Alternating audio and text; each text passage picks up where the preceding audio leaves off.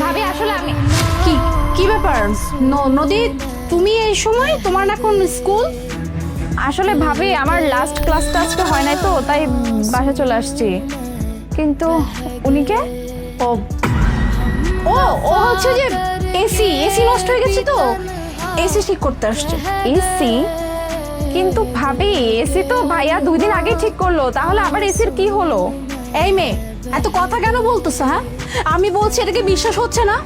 তোমার ভাইয়া এসি ঠিক করে গেছে, ওকে, বাট এসি প্রবলেম হতেই পারে, আর এর জন্যই তো তাকে ডেকেছি এসিটা ঠিক করার জন্য।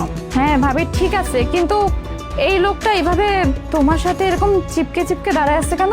আশ্চর্য নদী, এত বড় সাহস! হ্যাঁ, ছোট মুখে এত বড় কথা কিসের? হ্যাঁ, স্কুল থেকে আসছো ভালো কথা, যাও গিয়ে তুমি ড্রয়িং রুমে বসে হোমওয়ার্ক করো, আর না হলে এক কাজ করো, তো তোমার বান্ধবীর কাছে যাও, গিয়ে আটো দাও, যাও।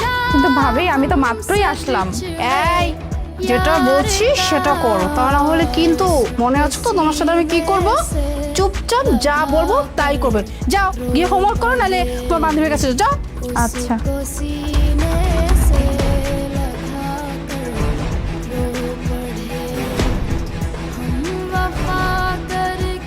ভাবির সাথে ওই লোকটাকে দেখে একদমই ঠিকঠাক মনে হলো না। তো ভাইয়াকে বললে তো মনে হয়